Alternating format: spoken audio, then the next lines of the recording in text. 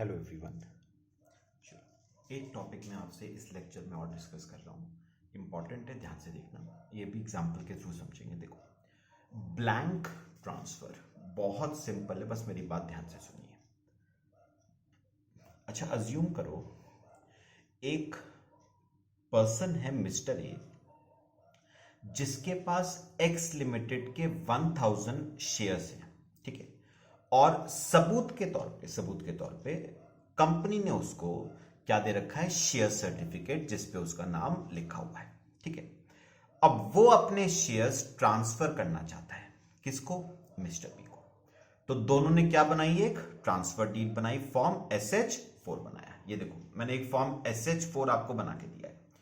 अच्छा, अब ना फॉर्म SH4 में ना सेलर का नाम भी आएगा, परचेजर का नाम भी आएगा, और दोनों के सिग्नेचर्स भी आएंगे। अब देखो, तो सेलर ने अपना नाम लिखा है इस ट्रांसफर डीड पे ए, है ना, ये सेलर है तो उसका नाम आ गया। परचेजर ने कहा कि तुम एक काम करना, इस ट्रांसफर डीड पे ना मेरा नाम मत लिखना। चलो, मतलब ये वाला पार्ट हमने क्या छोड़ दिया, ब्लैंक। तो परचेजर का नाम हमने क्या छोड़ दिया है, ब्लैंक। फिर सिग्नेचर किसका कर दिया, किसने कर दिया अपना सिग्नेचर? ट्रांसफरर ने अपना सिग्नेचर कर दिया। और क्योंकि परचेजर का नाम मेंशन नहीं है तो उसका साइन भी नहीं आएगा। अब पता है, सुनो सुनो, अब क्या होता है, ये शेयर, ध्यान से सुनना, ये share certificate mister A along with this transfer deed, ये वो सबमिट कर देगा किसको, मिस्टर बी को। तो अब सुनो, मिस्टर बी के पास क्या क्या आ गया, ए का जो शेयर सर्टिफिकेट था वो आ गया, प्लस जो ट्रांसफर डीड थी वो आ गई मिस्टर बी के पास। तो इस ट्रांसफर को हम बताओ क्या नाम देते हैं, ब्लैंक ट्रांसफर। तो मैं अगर आपसे पूछूं व्हाट इज ब्लैंक ट्रांसफर, तो आप कहोगे blank transfer is the transfer which does not bears the name of the purchaser, it does not bears the signature of the purchaser। मतलब ब्लैंक ट्रांसफर वो ट्रांसफर है जिसमें मिस्टर ए ट्रांसफरर अपने shares transferee को transfer करता है, but उसका नाम और सिग्नेचर उसमें मेंशन नहीं करता। इसके क्या रीजंस होते हैं मैं भी आपसे करूंगा। अब सुनना, मैं आपसे ना एक बात अब डिस्कस करना चाहता हूं, क्या मिस्टर बी, ध्यान से सुनना, क्या मिस्टर बी इन शेयर्स को आगे बेच सकता है मिस्टर सी को without becoming the owner of these shares? मेरी बात समझना। पता है, एक तरीका तो क्या है कि मिस्टर बी पहले इन शेयर्स को अपने नाम पे रजिस्टर करवाए और फिर वो आगे बेचे मिस्टर सी को। ये तो सिंपल तरीका है। मैं पूछ रहा हूं, क्या मिस्टर बी बिना इन शेयर्स को अपने नाम पे रजिस्टर करवाए क्या वो आगे मिस्टर सी को बेच सकता है? क्या बिल्कुल बेच सकता है। वही तो प्रोसेस है ब्लैंक ट्रांसफर का। कैसे, जरा सुनना। अब मुझे बताओ, मिस्टर बी ये शेयर्स आगे किसको बेचना चाहता है, मिस्टर सी को बेचना चाहता है। तो सुनो, अब मिस्टर बी क्या करेगा, ये जो शेयर सर्टिफिकेट उसे मिस्टर ए से मिला था वो ये शेयर सर्टिफिकेट आगे किसको दे देगा, मिस्टर सी को दे देगा, प्लस जो SH4 उसे ए ने दिया था वो SH4 वो किसको दे देगा, सी को।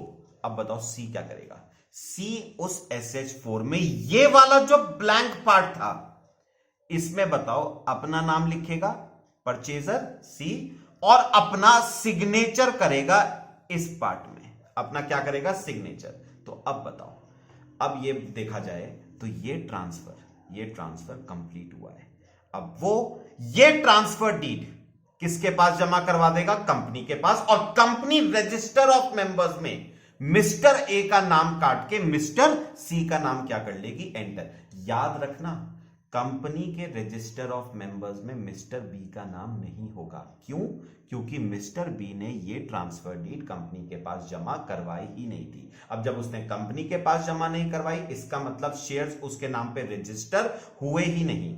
इसे हम क्या कहते हैं, इट इनेबल्स बायर यानी mister B to sell the shares without becoming owner of such shares. तो इस प्रोसेस को हम क्या कहेंगे? अब इस प्रोसेस के थ्रू बिना शेयर्स के ओनर बने आप शेयर्स को आगे बेच सकते हो। ठीक है। अच्छा, दिस प्रोसेस में continue any number of times, यानी एक बार बताओ, मिस्टर बी हो सकता है मिस्टर सी को आगे क्या कर दे, ब्लैंक ट्रांसफर, मतलब फिर से परचेजर के नाम में कुछ भी नाम मेंशन ना हो, ना सिग्नेचर मेंशन हो। सी आगे किसको ट्रांसफर कर दे, share certificate plus form SH4 D को। ठीक है, डी आगे share certificate plus form SH4 किसको ट्रांसफर कर दे, ई को।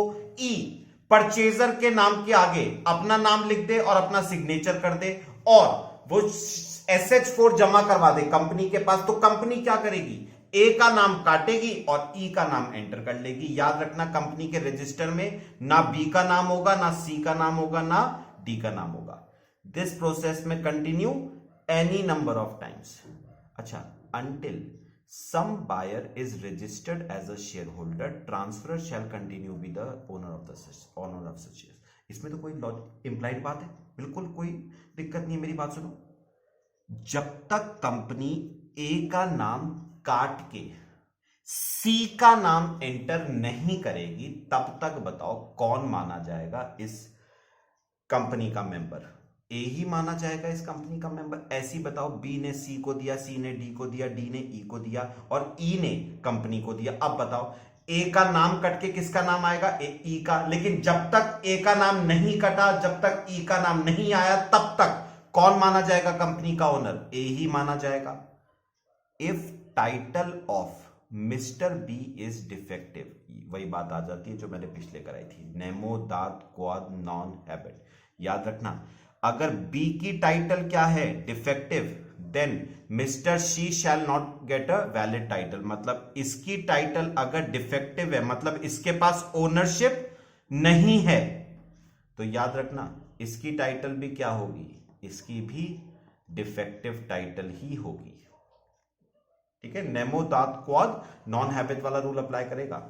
और मैं अगर आपसे ना एक बात छोटी छोटी पूछूं, ये कई बार आ जाता है कि क्यों ब्लैंक ट्रांसफर करने का फायदा क्या है? पता है ब्लैंक ट्रांसफर करने का फायदा क्या है? जैसे सपोज ए बी को बेचता है, ठीक है, तो स्टैंप ड्यूटी देगा। फिर बी सी को बेचता है, फिर से क्या देगा, स्टैंप ड्यूटी। सी डी को बेचता है, फिर से क्या देगा, स्टैंप ड्यूटी। डी ई को बेचता है, फिर से क्या देगा, स्टैंप ड्यूटी। अब पार्टीज ना बार बार स्टैंप ड्यूटी देना नहीं चाहती, तो वो क्या कर रही है, ए ने बी को दिया, कोई स्टैंप ड्यूटी नहीं, क्योंकि कंपनी को नहीं, अभी ट्रांसफर रजिस्टर थोड़ा ना करवा रहे। फिर बी ने सी को दिया, कोई ट्रांसफर ड्यूटी, कोई स्टैंप ड्यूटी नहीं। सी ने डी को दिया, कोई स्टैंप ड्यूटी नहीं। डी ने ई को दिया, हाँ, इस पे बताओ ट्रांजैक्शन पे क्या लगेगी, स्टैंप ड्यूटी लगेगी, क्योंकि ये ट्रांसफर अब हम क्या करवा रहे हैं, रजिस्टर करवा रहे हैं। तो याद रखना, रैदर देन कि आप हर स्टेप पे स्टैंप ड्यूटी दो, बेटर है कि आप स्टैंप ड्यूटी सिर्फ एक बार दो। ठीक है। अच्छा सुनो, मैं दोबारा बोलता हूं। सेकंड जो रीजन है जिसकी वजह से लोग ब्लैंक ट्रांसफर कराते हैं, वो है कैपिटल गेन टैक्स। मैं बताता हूं कैसे। ये देखो, ए ने बी को बेचे शेयर्स, ए ने बी को क्या बेचे, शेयर्स। शेयर्स बेचने पे ए को हुआ प्रॉफिट, ए उस प्रॉफिट पे क्या देगा, कैपिटल गेन टैक्स देगा। फिर बी ने सी को बेचे शेयर्स, फिर से बताओ बी को क्या होगा, प्रॉफिट, क्या देगा, कैपिटल गेन टैक्स। फिर सी ने डी को दिए शेयर्स, सी को प्रॉफिट हुआ, क्या देगा उस पे, कैपिटल गेन टैक्स। तो अगर पार्टीज बार बार कैपिटल गेन टैक्स नहीं देना चाहती हैं, तो वो ब्लैंक ट्रांसफर वाला प्रोसीजर अडॉप्ट कर सकती हैं। अच्छा, और थर्ड आता है identity of true owner is concealed. अब सोच के बताओ मेरे को, सी ने डी को दिया, डी ने ई को दिया, ई को एक्चुअल में ये पता कभी चलेगा ही नहीं कि वाकई में इन शेयर्स का ट्रू ओनर कौन है। तो मुझे बताओ इन शेयर्स का ट्रू ओनर कौन था, ए। ई को एक्चुअल में ये कभी नहीं पता चलेगा कि वाकई में ये शेयर्स बिलोंग किसको करते हैं। और बताओ किसको बिलोंग करते थे, ए को। तो ए अपनी आइडेंटिटी को छुपा के रखना चाहता है, वो अपनी आइडेंटिटी रिवील नहीं करना चाहते, वो ये नहीं बताना चाहता है कि ये शेयर्स किसको बिलोंग करते हैं, ऐसे केस में पार्टीज बताओ कौन सा प्रोसीजर अडॉप्ट कर सकती है? ब्लैंक ट्रांसफर का प्रोसीजर वो अडॉप्ट कर सकती है। ठीक है, चलो बाकी हम नेक्स्ट क्लास में डिस्कस करेंगे। Thank you.